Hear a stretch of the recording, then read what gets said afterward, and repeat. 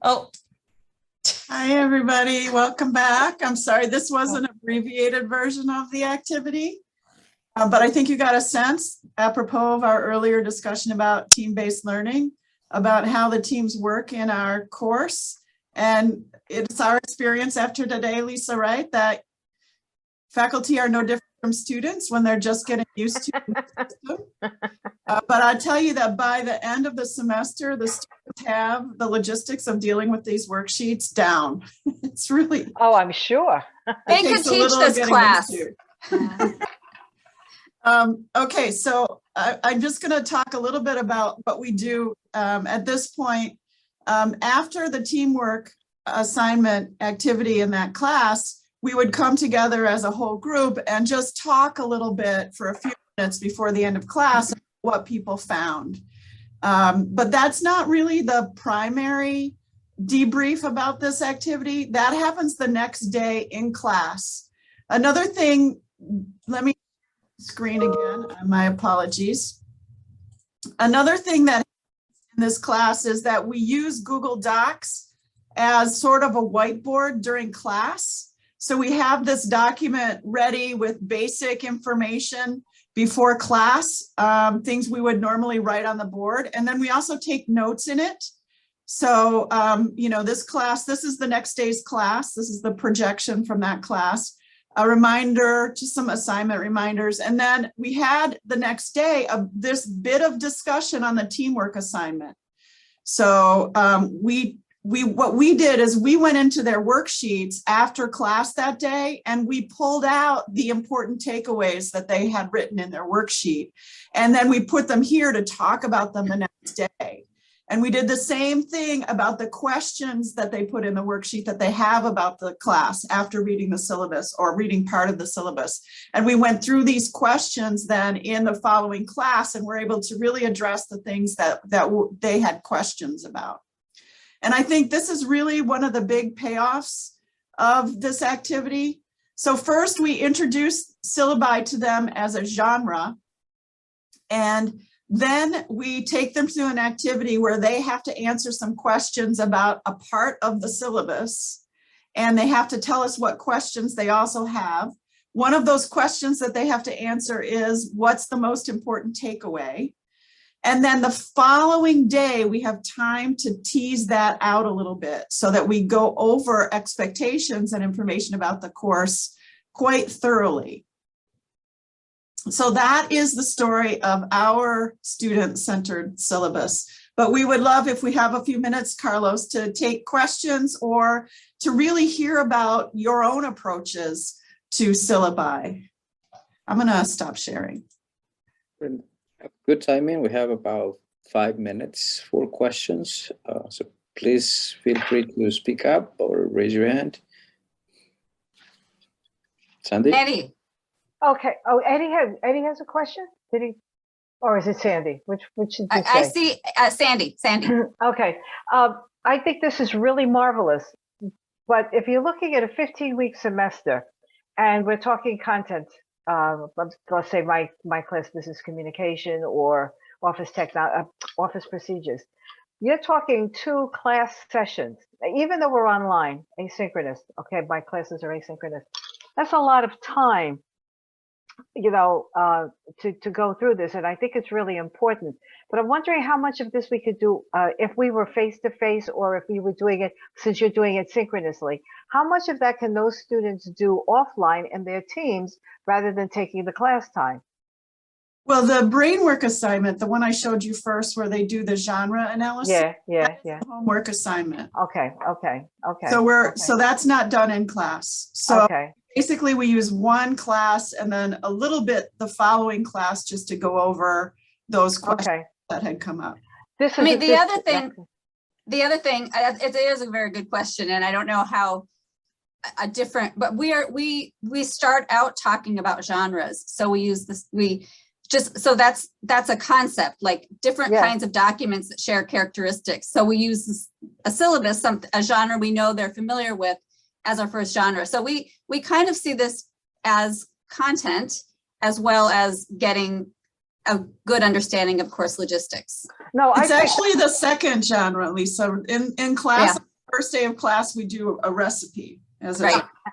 Right. But I saw the fact that this was content. I'm not disputing the fact that it's content, because as you were speaking, I'm also thinking in terms of my business communications class. Here we have a business document, an email, and all of this, and then we start out with the different types of genre. But that's really, you've answered my question. You really have, and I appreciate that. Thank you. Excellent.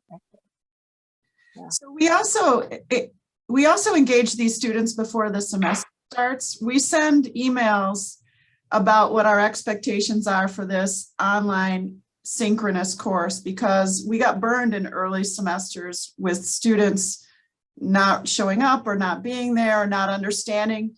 It's a highly scaffolded semester. You know, students can miss a class here and there, but they can't really succeed very well if they're trying to take the class at the same time that they're at a cash register at work. So we've already been talking expectations to them. Whether or not they read those emails, I don't know, but that sort of is a tone that's set in the course.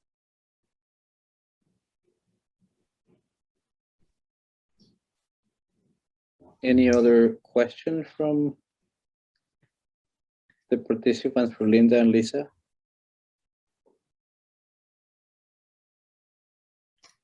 Or any activities that you are doing related to kind of course expectations, setting the tone.